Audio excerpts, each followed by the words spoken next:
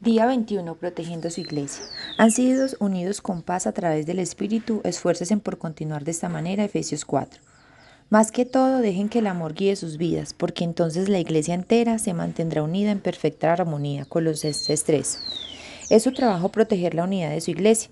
La unidad de la iglesia es tan importante que el Nuevo Testamento le pone más énfasis a esto que al cielo o al infierno.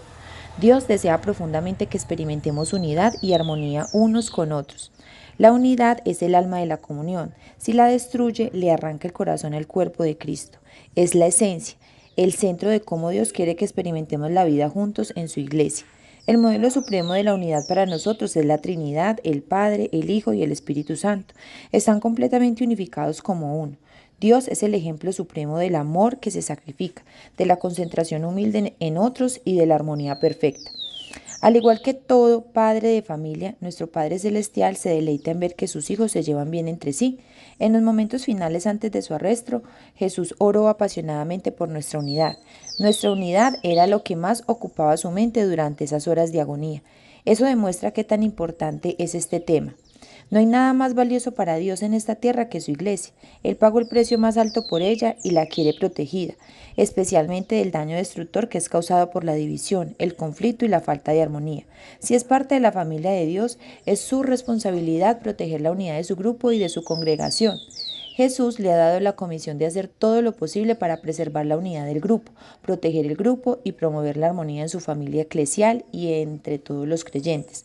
La Biblia dice: esfuércese por mantener la unidad del Espíritu a través del vínculo de paz. ¿Cómo debemos de hacer esto? La Biblia nos da consejos prácticos. Concéntrese en lo que tienen en común con otros, no en las diferencias. Pablo nos dice: concentrémonos en las cosas que producen la armonía y el crecimiento de nuestro carácter como creyentes. Tenemos en común un Señor, un cuerpo, un propósito, un Padre, un Espíritu, una esperanza, una fe, un bautismo y un amor. Compartimos la misma salvación, la misma vida y el mismo futuro. Estos son factores de mucha más importancia que cualquier diferencia que podríamos enumerar. Estos son los asuntos en que deberíamos de concentrarnos, no en nuestras diferencias. Tenemos que recordar que fue Dios el que escogió darnos diferentes personalidades, historias, razas y preferencias.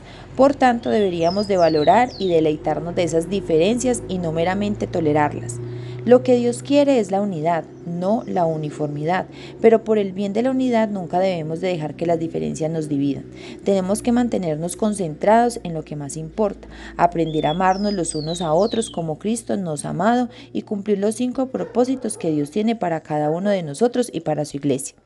En general, el conflicto es una señal que el enfoque se ha movido a asuntos menos importantes, a cosas que la Biblia llama cuestiones necias. Cuando nos enfocamos en personalidades, preferencias, interpretaciones, estilos o métodos, siempre ocurre la división, pero si nos concentramos en amarnos los unos a los otros y en cumplir los propósitos de Dios, lo que resulta es la armonía. Pablo suplicó por esto: dejen que haya verdadera armonía para que no haya divisiones en la iglesia. Les suplico que tengan la misma mente, unidos en pensamiento y propósito. Sea realista con sus expectaciones. Una vez que descubre lo que Dios quiere que sea la comunión genuina, es fácil sentirse desanimado por el casmo que hay en su iglesia entre lo ideal y lo actual. Sin embargo, tenemos que amar apasionadamente la iglesia a pesar de sus imperfecciones. Anhelar el ideal mientras se critica negativamente lo actual es evidencia de inmadurez. Por otro lado, conformarse con lo actual sin tratar de alcanzar el ideal es complacencia. La madurez es vivir con esta tensión. Otros creyentes lo van a desilusionar y a decepcionar, pero esta no es una excusa para dejar de tener comunión con ellos. Ellos son su familia, aun cuando ellos actúen como si no lo fuesen, y no puede así por así abandonarlos. Al contrario, Dios nos dice: sean pacientes los unos con los otros, siendo tolerantes unos con otros de sus fallas porque se aman. La gente se desilusiona con la iglesia por muchas razones entendibles. La lista podría ser bastante larga: conflicto, heridas, hipocresía, negligencia, mezquindad, legalismo y otros pecados. En lugar de asombrarnos y sorprendernos, tenemos que recordar que la iglesia está formada de verdaderos pecadores, incluyéndonos a nosotros mismos. Porque somos pecadores, nos herimos los unos a otros, a veces intencionalmente y algunas veces sin querer. Pero en vez de dejar la iglesia, necesitamos quedarnos y resolver las cosas si es de algún modo. La reconciliación, y no que salgamos corriendo en el camino a un carácter más robusto y a una comunión más profunda. Separarse de su iglesia cuando ve la primera señal de decepción o desilusión es una marca de inmadurez. Dios tiene cosas que quiere enseñarle a usted y a otros también. Después de todo, no hay iglesia perfecta donde se pueda escapar. Cada iglesia tiene su propio conjunto de debilidades y problemas. Pronto se sentirá otra vez desilusionado. Groucho Marx tenía la fama de decir que no le gustaría pertenecer a ningún club que lo aceptara como socio. Si una iglesia tiene que ser perfecta para que lo satisfaga, esa misma perfección lo excluirá a usted de su membresía, porque usted no es perfecto. Dietrich Bonhoeffer, un pastor alemán que sufrió martirio por resistir a los nazis, escribió un libro clásico sobre la comunión. Leistorger, La vida juntos. En este libro él sugiere que la desilusión con nuestra iglesia local es buena cosa porque destruye las expectaciones falsas de perfección.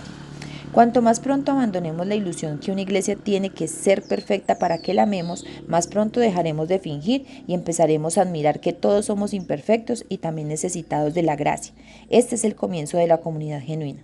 Toda iglesia podría poner un rótulo que dice: ninguna persona perfecta necesita venir aquí. Este lugar es solamente para aquellos que admiten que son pecadores, que necesitan gracia y que quieren crecer. Boffen dijo: quien prefiere su propio sueño de comunidad más que la comunidad cristiana misma se convierte en un destructor de la comunidad cristiana. Debemos de dar gracias a Dios diariamente por la comunidad cristiana a la que pertenecemos, aun cuando no estemos teniendo una gran experiencia o no hayan riquezas que descubrir, sino que más bien haya mucha debilidad, poca fe y dificultades. Y si al contrario nos estamos quejando de que todo es anímico y trivial, entonces estamos impidiendo que Dios haga crecer nuestra comunidad. Escoja alentar en vez de criticar. Siempre es más fácil quedarnos sentados y criticar a los que están sirviendo que participar y hacer una contribución. Dios nos advierte repetidamente que no nos critiquemos, no nos comparemos y que no nos juzguemos. Cuando critica lo que otro creyente está haciendo en fe y con convicción sincera, está interfiriendo en los asuntos de Dios.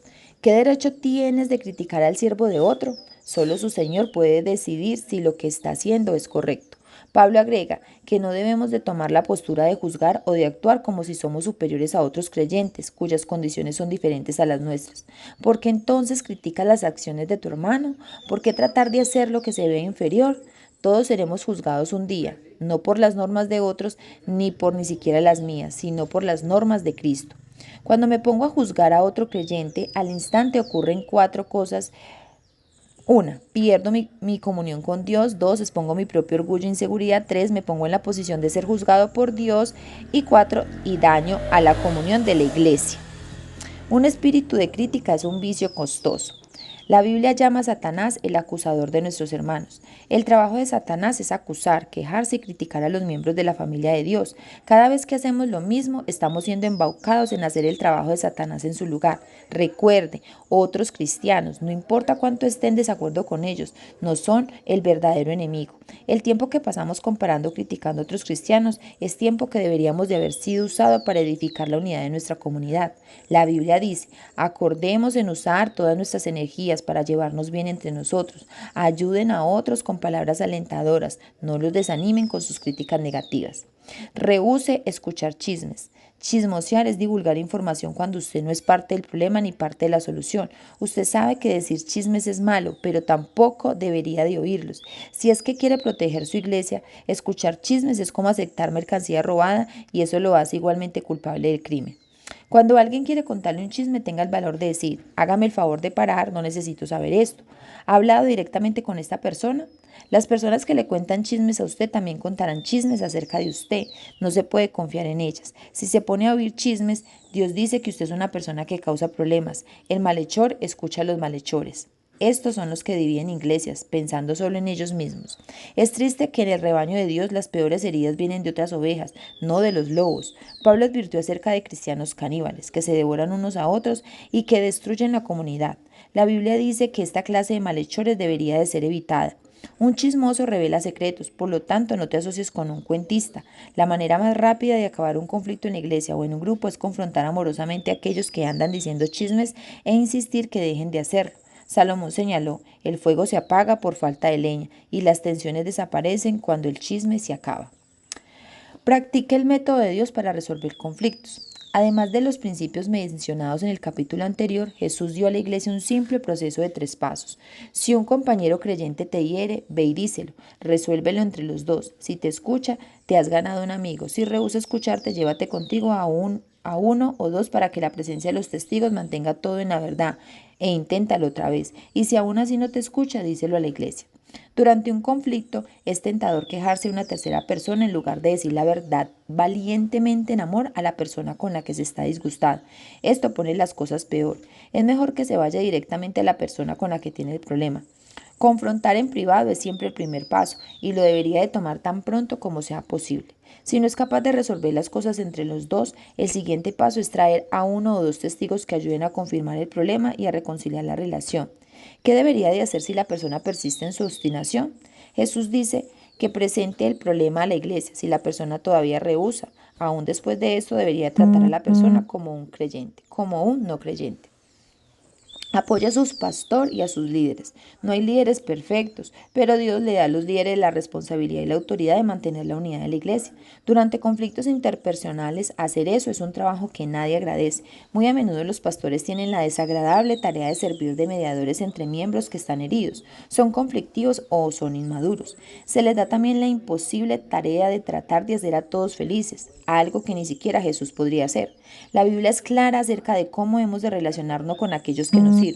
Respondan a sus líderes pastorales, escuchen sus consejos. Ellos están alertas a la condición de sus vidas y trabajan bajo la supervisión estricta de Dios. Contribuyan al gozo de su liderazgo, no a su pesadez.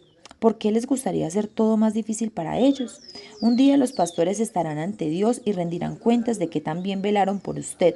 Ellos velan por ustedes como hombres que tienen que rendir cuentas, pero usted también es responsable. Usted rendirá cuentas a Dios de que también siguió a sus líderes. La Biblia le da a los pastores instrucciones muy específicas sobre cómo deben tratar a las personas que causan divisiones en la comunidad. Ellos deben evitar arguir, deben de enseñar delicadamente a la oposición mientras oran que cambie, deben advertir a los que son argumentativos, deben rogar que haya armonía y unidad, deben reprender a los que son irrespetuosos con el liderazgo y deben remover de la iglesia a las personas que causan divisiones si ignoran 2 amonestaciones. Protegemos la comunidad cuando honramos a aquellos que nos sirven por medio del liderazgo. Los pastores y los ancianos necesitan nuestras oraciones, nuestro aliento, nuestro aprecio y nuestro amor. Se nos ordena: honren a aquellos líderes que trabajan muy duros por ustedes, que han sido la responsabilidad de exhortarlos y guiarlos en su obediencia. Colmémoslos con aprecio y amor. Los reto a que acepte su responsabilidad de proteger y promover la unidad de su iglesia. Ponga todo de su parte en ello y Dios quedará complacido. No siempre será fácil. Algunas veces tendrá que hacer lo que más le conviene al cuerpo, no a usted, demostrando así su preferencia por otros. Esta es una de las razones por las que Dios nos pone en una familia eclesial, para aprender a no ser egoístas. Cuando estemos en comunidad, aprendemos a decir nosotros en lugar de yo y nuestro en lugar de mío. Dios dice: no piensen solo en su propio bien, piensen en otros cristianos y en qué es lo mejor para ellos. Dios bendice las iglesias que son unidas. En la iglesia Sabdlebad, cada miembro firma un pacto que incluye una promesa de proteger la unidad de nuestra congregación. Como resultado, nuestra iglesia nunca ha tenido un conflicto que la divida. Y de igual importancia es que, como la iglesia es una comunidad amorosa y unida, mucha gente quiere ser parte de ella. En los últimos 7 años, la iglesia ha bautizado a más de 9.100 nuevos creyentes. Cuando Dios tiene un montón de bebés creyentes que quiere dar a luz, Él busca la iglesia incubadora más cálida que pueda encontrar. ¿Qué está haciendo personalmente para que su familia eclesial sea más cálida y amorosa? Hay muchas personas en su ciudad que están buscando amor y un lugar donde pertenecer. La verdad es que todos necesitamos y queremos ser amados, y cuando la gente encuentra una iglesia donde los miembros genuinamente se aman y se cuidan unos a otros, se tendría que poner candados a las puertas para que la gente se mantenga alejada. Día 21, pensando en mi propósito, es mi responsabilidad proteger la unidad de mi iglesia. Un versículo para recordar: concentrémonos en las cosas que producen armonía y el crecimiento de nuestro carácter, Romanos 14. Y una pregunta para considerar: ¿qué estoy haciendo personalmente para proteger la unidad de mi familia eclesial en este momento?